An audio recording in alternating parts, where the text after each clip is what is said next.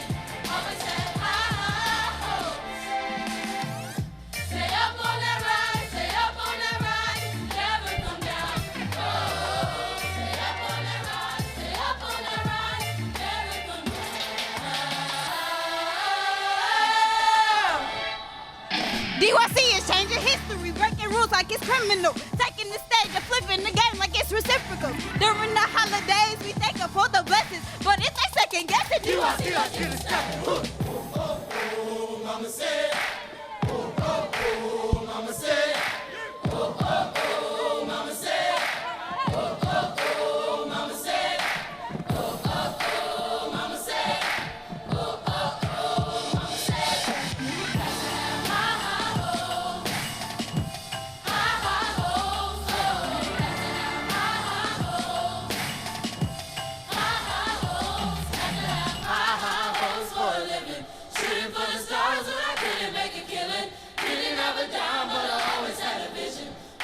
Joining me now is one of the choir members you saw on Thanksgiving morning, Imari Carl, along with the group's manager, Lavell Nero, and creative director and theater coach, Kyle Sammy. Welcome all of you to American Black. Thank you. Thanks for having us. Imari, I'm going to start with you because we just saw you performing there in that clip.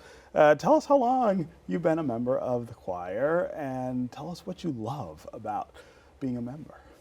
I've been in the choir for about 3 to 4 years. I joined the summer going into 9th grade, just leaving 8th grade. And I think what I love about the choir is the camaraderie and the family that we've built and that we're continuing to build because we have new people coming in now and we're just learning them, figuring them out and welcome them in. So yeah. How did you become interested in this kind of performance? Is this something you've been doing most of your life? Well, I've been singing in the choir at my church, but I never thought about taking it seriously until I got into DYC. And now that I'm here, I do want to continue it on into college. But the way I got into the choir was actually kind of funny. Yeah. I was told that I was going to help at a kid's birthday party, but I ended up coming to an audition and I saw Mr. White and Kyle and he told me to sing a song, so I was really unprepared and I was kind of nervous, but I was like, I'm here, so I might as well do it. So they told you were going to sing at a birthday party, but really you were auditioning for the choir. Yes.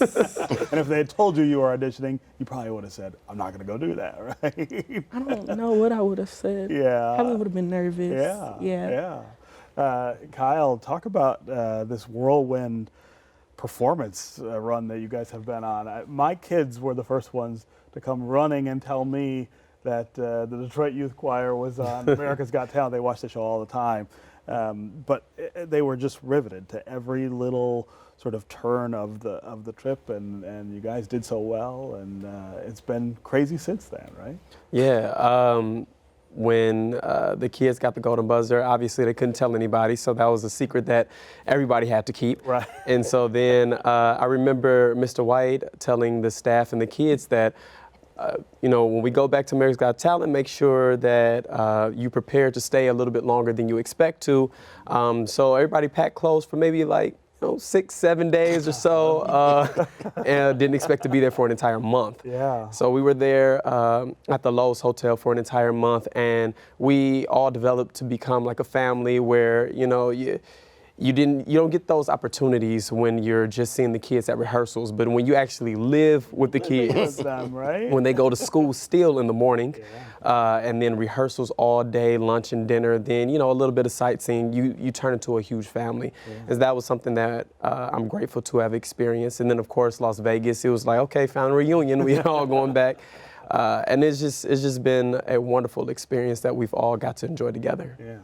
Lavell, this is not the first time that people have sort of seen the choir, you know, publicly and on a big stage. But it's kind of a bigger stage now, I guess, than it was before. But talk about the sort of history of the choir and how it got to this point.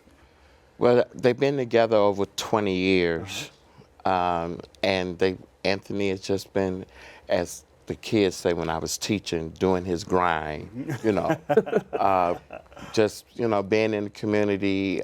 He's been there. Some, you know, people knew of the choir, but now everybody knows. And from that whole experience, they did the Hobnobble Gobble. Right. They did the tree lighting. I can't say how we did that at the same time. Right? To say those are events that take place on the same night. But See, we just finished a commercial, which will be airing soon for a solar company. And so we're doing that premiere Friday. We're going to Chrysler for a career day, and they'll be singing the headquarters. What else we've done? We have our concert coming up on the 15th at Triumph North Campus, the Millennium of J.L. Hudson Drive at 6 o'clock. You can go on the website to get, you know, ticket information. And then in January the 4th, we're doing auditions again. yeah. But we're only looking for sopranos and tenors Okay. this round. Because the kids are leaving, who you have to Right, replace. and we keep that going. Yeah, yeah. I wonder if you find the singing, or as we saw, the dancing. I mean, there's pretty intricate moves involved with this too. Which one do you like more? You mean out of the songs? Yeah, like in the songs, like to the sing. dancing or the singing, or Probably the dancing, because we got to step. Yeah. Oh my goodness, it was so fun. It was hard learning it, but when you finally like get into the rhythm of it, you just can't stop doing that. I've been doing it in school, at work. I have to remember to stop. right, to stop the dances. Yeah. You had to miss a fair amount of school Yes. to do this. Tell us how that was to be away at sort of a critical time in high school. So this is my senior year, so I did get to miss the first day, but it's fine because I still went to school with my friends, things like that. So what happened was we had to send emails to our teachers and they had to send our work there. So we were in school and we did go to work, but when we came back, the time change was a little rough. I didn't really want to get up and go to school, but I pushed through. I toughed it out. I still went. Yeah. And I still ended up getting on the honor roll over 3.0, so I'm proud of that. But I do want it a little bit higher. Yeah. One of the things that, of course, I think everybody identifies with here is the creativity, the level of creativity that's involved here. You're not just singing songs. You're kind of taking them apart and reworking them. But I wonder how difficult that is with young people to do. I mean, they're not professionals technically. Is that a real challenge? It's a huge challenge. It's a huge challenge because you're working with a lot of different personalities, a lot of different backgrounds, a lot of different ages. We're ranging from 8 to 18 years old. And so It's challenging to try to keep everybody on the same page, especially when you have to do choreography, you have to do the singing, you have to do the music, and all those things. You have to incorporate those together into different rehearsals. And then now DYA, which is the acting side, the theater side, is coming into play with everything now.